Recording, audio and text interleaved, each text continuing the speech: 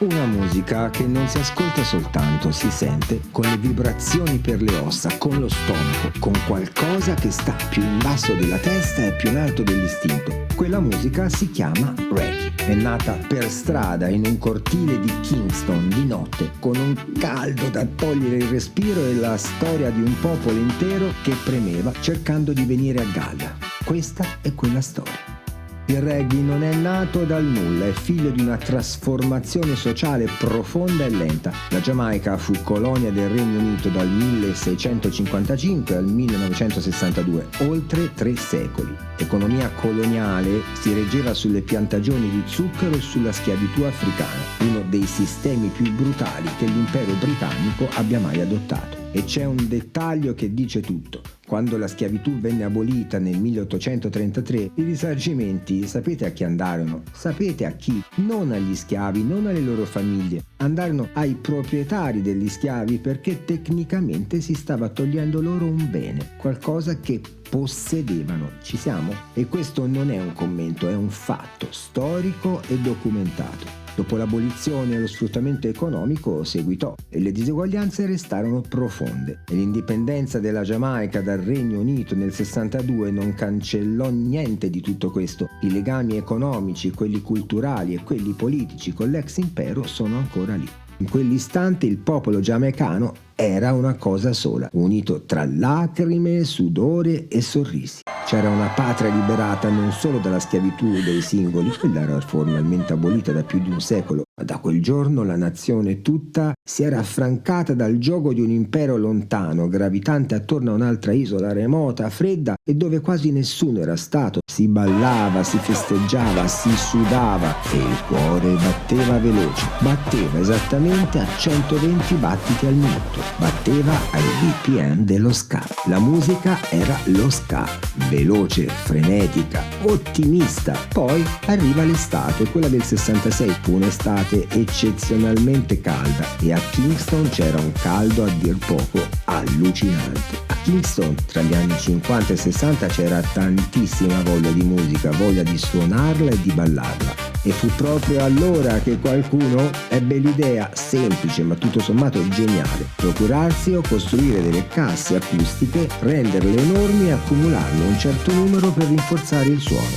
un generatore, dei giradischi e un camion. Ed è così che nacquero i sound system. Già a partire dagli anni 40, nelle strade di Kingston, zona ovest della città, quella più povera, più vera, i primi operatori cominciarono a organizzare feste di strada. I DJ caricavano tutto su un camion e si spostavano da un quartiere all'altro. In breve i sound system diventano potere su cosa si ascolta, su dove si farà la festa e su quale quartiere della città sarà per una notte il centro del mondo, l'ombelico dell'isola. Trasformano la musica in qualcosa di fisico, capito? Il suono non si ascolta più soltanto, lo si sente addosso. Con quegli enormi subwoofer, quei giganteschi woofer e quei tweeter piccoli ma che spaccavano. Per quanto poco va detto un tweeter possa impattare sulla percezione fisica delle onde in questo genere di musica, dato che c'è in acustica una marcata differenza tra le frequenze. Le note alte sono direzionali, molto riflettibili dalla materia e per questo facilmente ostacolabili, mentre le basse frequenze si espandono a 360 gradi e come fanno le onde quando si lancia un sasso nello stagno mentre si espandono, attraversano letteralmente persone, le finestre, i muri, facendo vibrare ogni molecola che incontrano. E la musica non entra più solo dalle orecchie, ora la musica entra nelle ossa, fa vibrare le cose, la gente. Chi va ai rave, anzi chi ci andava, perché in Italia ora sono illegali per carità, magari chi va a quelli in Francia, in Germania, in Olanda, in Belgio, in Spagna, in Portogallo, Repubblica Ceca, in Grecia, Ibiza, Tirana, in Albania, in Inghilterra, insomma in tutta Europa l'unico paese con un esplicito divieto ai rave è l'Italia. Ciascuno tragga le proprie conclusioni. Chi va ai rave lo sa. Capire certi meccanismi sonori e fisici che si vivono in quei contesti aiuta a capire esattamente cosa succedeva nei sound system di Kingston negli anni 50. Dicevamo prima del caldo a Kingston l'estate del 66, perché ballare lo ska nei sound system all'aperto era diventato fisicamente impossibile. impossibile. Il sudore bruciava, il fiato mancava e perfino i musicisti, quasi per un istinto di sopravvivenza, cominciarono a rallentare il tempo. I cuori non potevano pompare a 120 bpm per sempre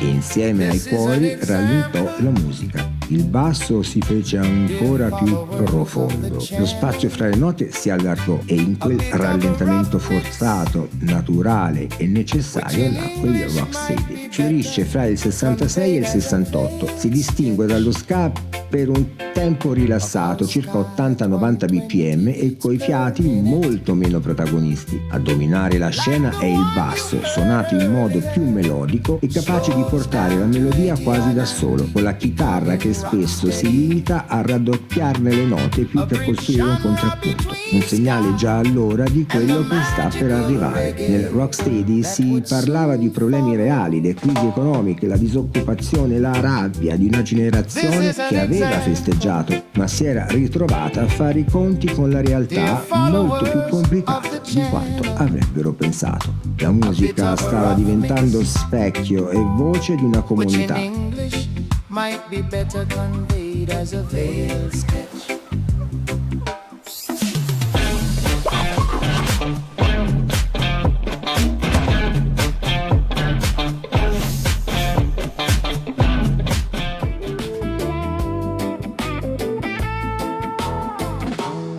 Abbiamo detto il reggae nasce nei quartieri più poveri e più veri, nella zona ovest della città, nel cuore pulsante dei sound system e delle tensioni sociali. Ed è per questo che viene considerato il prodotto di una stratificazione storica, sociale e spirituale, figlia della diaspora africana, della deportazione che alcune nazioni fecero degli africani per ridurli in schiavitù. Vale la pena fermarsi un attimo su dove nasce, prima ancora dello ska, quella catena musicale, nelle piantagioni stesse, con gli strumenti artigianali, gli unici che ci si poteva concedere, ma che bastavano a chi il ritmo e la musica ce l'ha letteralmente addosso, nel sangue, per creare momenti di svago e di evasione dalla triste realtà. Dagli anni 50 in poi gli strumenti si evolveranno, si elettrificheranno, si amplificheranno, ma il cuore ritmico pulsava di già in quei cortili e in quelle piantagioni. Schiavi. Una parola che bisogna tenere ferma senza ammorbidirla. Una persona costretta ad accettare e forse a mostrare riconoscenza per una frustata in meno, per una violenza dal figlio del padrone invece che dal nonno, privata del diritto all'autodeterminazione di ogni facoltà di scelta, di ogni possibilità di progettare la propria vita, presente o futura. Probabilmente non tutti avranno avuto spalle abbastanza larghe da accettare quel menage esistenziale e qualcuno avrà gettato da una rupe la sua serenità, ma c'è chi vi riusciva, sostenuto immagino soprattutto dallo spirito di gruppo, da quegli sguardi d'intesa che diventano alfabeto, perché da soli certi pesi un essere umano non può reggerli. Io di sicuro non li reggerei. E poi c'è la beffa, la storia la racconta chi rimane. Così il poveraccio di turno si ritrova descritto, ricostruito per come non era. Vergognoso. La schiavitù è l'apice di questa dinamica. Da un lato c'è chi è cattivo, non per caso, non per circostanza, ma strutturalmente. Gente che come un piccolo branco, anche se gli animali non arrivano a tanta malizia, appena veda qualcuno di attaccabile e indifeso non ci pensa due volte. Trova una scusa per giustificarsi con se stesso o con gli altri e poi benvenuti all'inferno. Che sia la balla di cotone o le canne da zucchero o due pochi risparmi cambia molto, ma l'impianto e le caratteristiche umane dei protagonisti no, quelle sono identiche. Il colore della pelle era una scusa perfetta e sarebbe potuto valere anche al contrario. Il punto vero è, per me, che esiste gente cattiva, infame, gente capace di autogiustificarsi al punto da diventare sistema, da vendere ai propri figli quella stessa cosa come normalità, o addirittura giustifica lo faccio per il suo bene. Le cronache oggi stesso sono piene di casi del genere. L'autoassoluzione ha carattere maligno. Ego me ipsum absolvo, hoc facio pro bono eius, non pro me. Etiam pro filis meis, ille vero nihil vale, squalet et facile preda fit. Mi assolvo da solo, lo faccio per il suo bene, non per me, e un po' anche per i miei figli. Lui non vale niente, è una preda facile. Ecco il demone, spesso mosso dall'avidità,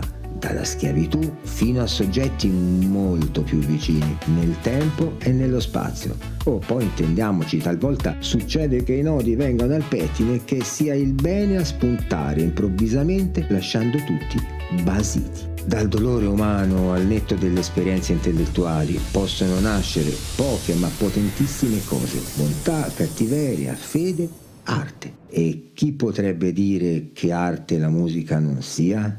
Chi? L'unica entità che ha soltanto guadagnato da tutta questa sofferenza è stata la musica, perché in qualche misura lo schiavismo ha globalizzato diverse culture musicali, importando quelle africane che gli schiavi portarono nei paesi che li accolsero e che, generazione dopo generazione, divennero la loro patria. C'è un capitolo che va raccontato a parte perché è uno di quelli che cambiano la prospettiva su tutto. Non tutti gli schiavi accettarono la propria condizione in silenzio, alcuni scapparono. Si chiamano i Maroons e sono una delle storie più straordinarie di resistenza umana, almeno in Giamaica. Erano schiavi fuggiti dalle piantagioni che si rifugiavano nell'interno dell'isola, nel cuore selvaggio e inaccessibile dove gli inglesi facevano fatica ad arrivare, figuriamoci a combattere. Lì costruirono villaggi indipendenti organizzati con le loro regole e la loro cultura. Svilupparono anche tattiche di guerriglia, attaccavano le piantagioni dei vecchi padroni e scomparivano. Una guerriglia efficace al punto che gli inglesi nel 1739 firmarono con i Maroons un trattato di pace, riconoscendo di fatto la loro autonomia.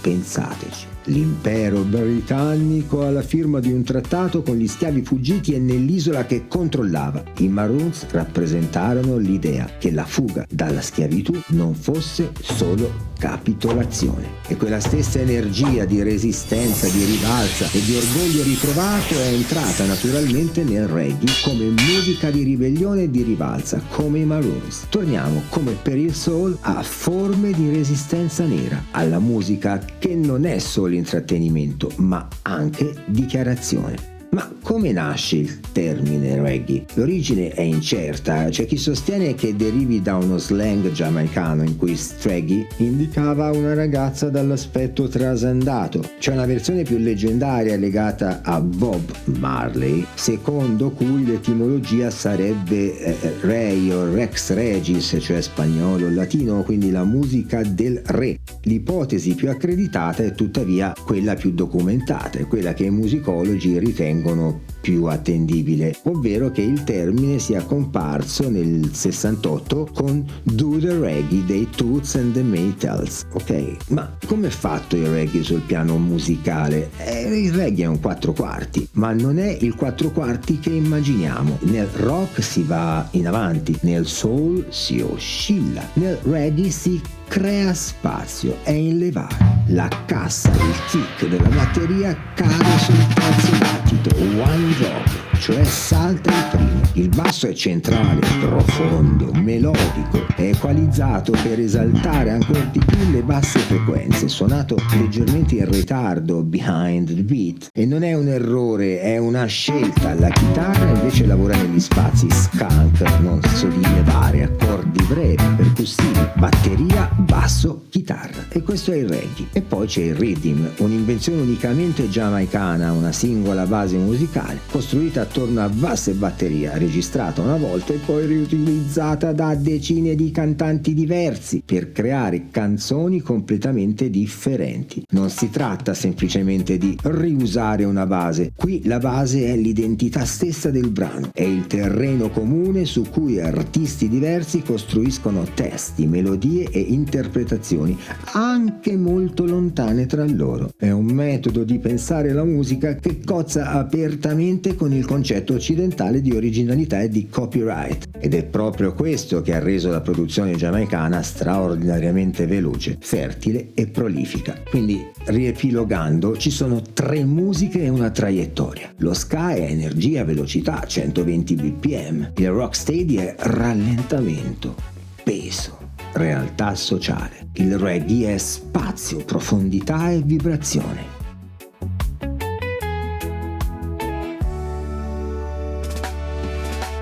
Il reggae resterebbe incomprensibile senza almeno un cenno alla sua anima spirituale, il rastafarianesimo. Se il ritmo one drop fosse lo scheletro e la chitarra a inlevare la pelle, il rastafarianesimo sarebbe l'anima.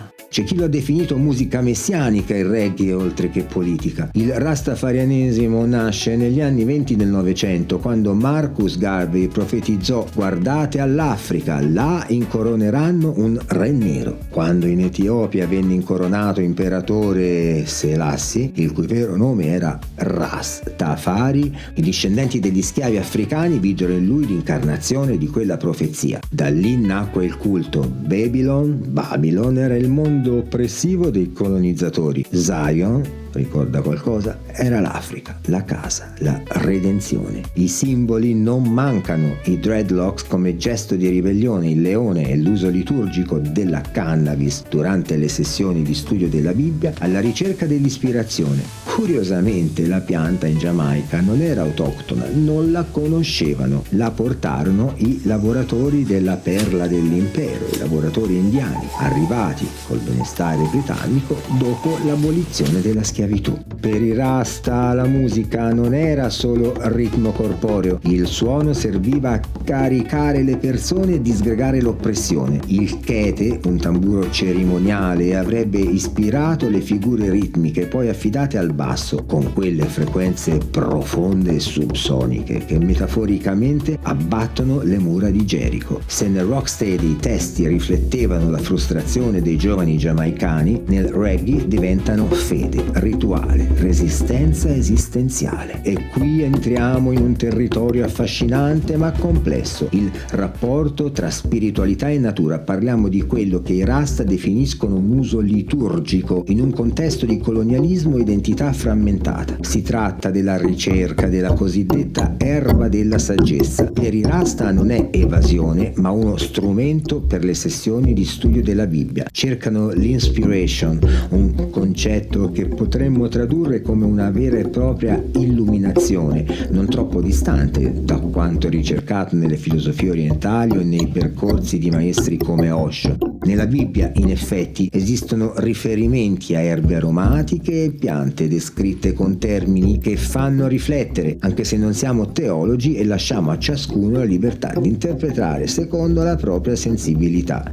Per la cultura Rasta questo elemento naturale non è un fine, ma un mezzo, uno strumento concepito per aprire la mente, rallentare l'ego, facilitare la connessione tra individui e divino. Una visione millenaria che trasforma un elemento botanico in un ponte spirituale. Il rastafarianesimo ebbe dunque un'influenza sui testi, infatti i testi parlano di oppressione, identità africana, giustizia, spiritualità, resistenza. Non è musica rilassante, è musica politica e spirituale, è una filosofia di liberazione. Ma la storia del reggae non si chiude qui. A partire dagli anni 70 inizia a generare mutazioni che influenzeranno tutta la musica moderna. Il dub nasce quasi per caso, creando versioni strumentali per i lati B di 45 giri. Poi viene perfezionato da ingegneri del suono come King Tubby e Lee Scratch Perry. Nel dub la voce scompare o si riduce a frammenti, i bassi vengono esaltati al massimo e il mixer da studio diventa esso stesso uno strumento musicale. Echi, riverberi, filtri, silenzi costruiti. È il momento in cui qualcuno capisce che la musica si può smontare e rifare da capo. Ha influenzato la musica elettronica dal trip hop al dubstep. Nel 1985 un giovane di nome Wayne Smith porta in studio un preset ritmico trovato su una tastiera Casio, il modello MT40, e con quella cosa, con quel suono di plastica e chip digitali, registra Under Miss Lane 10 con il produttore King Jammy. La canzone diventa un terremoto. E da quel momento il reggae abbraccia la rivoluzione digitale, dando vita al dancehall nella sua forma più moderna, con ritmi elettronici aggressivi su cui i cantanti improvvisano nel loro stile, il toasting, che è a tutti gli effetti un precursore diretto del rap. E poi c'è l'impatto globale. Il reggae ha dimostrato una capacità straordinaria di adattarsi alle lotte sociali di ogni parte del mondo, diventando una voce per chiunque si sentisse oppresso. In Africa, Lucky Dube in Sudafrica e Alpha Blondy in Costa d'Avorio hanno usato il reggae come strumento politico per denunciare l'apartheid,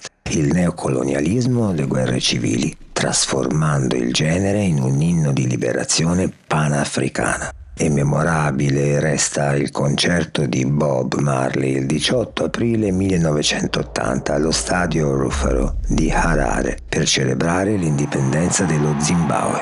Marley ci andò a sue spese, pagò per sé e per la band perché voleva esserci. Punto. Nel Regno Unito negli anni 70 il reggae e il dub degli immigrati caraibici trovano un'alleanza inaspettata con i giovani punk britannici, i Clash, i Rats, le Slits. Entrambe le sottoculture condividevano l'alienazione, lo spirito antisistema, la disoccupazione. Quella convergenza sfociò nel movimento multirazziale Rock Against Racism. In Italia negli anni 90 il reggae alimentò invece il fenomeno delle posse, i Sud Sound System, gli Alma Negretta e 99 Posse. Questi gruppi applicarono un processo di appropriazione creativa e unirono le ritmiche giamaicane all'uso dei dialetti locali per parlare dei temi sociali del proprio territorio. Oggi band italiane come i Mellow Mood continuano quella tradizione con un certo riconoscimento anche internazionale. In America Latina il reggae si fuse con la musica latina, ovviamente, soprattutto a Panama, Porto Rico, e dando origine al reggae in spagnolo, successivamente all'odierno e potentissimo reggaeton, il cui battito caratteristico, il dembow, deriva direttamente da un rhythm dancehall giamaicano del 1990. Oggi quel ritmo è ovunque, spesso senza che nessuno abbia idea da dove venga.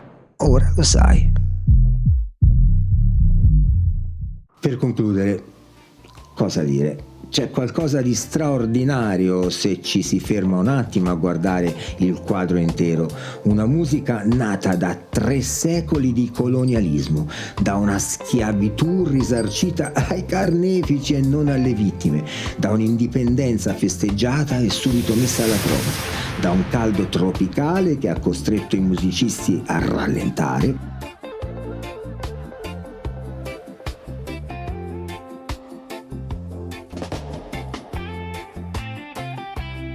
e da schiavi fuggiti che hanno inventato la guerriglia, da una spiritualità ibrida, da casse portate nei quartieri, da strumenti artigianali suonati nelle piantagioni.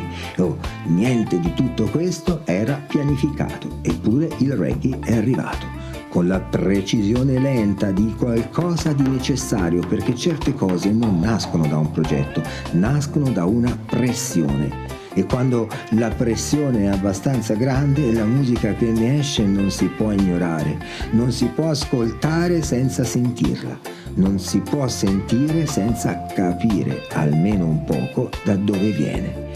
Il reggae non è sì che solo il ritmo, è una fede che vibra, una memoria che non si spegne e una voce che, anche quando rallenta, non smette mai di parlare. Grazie, un insieme di sassate.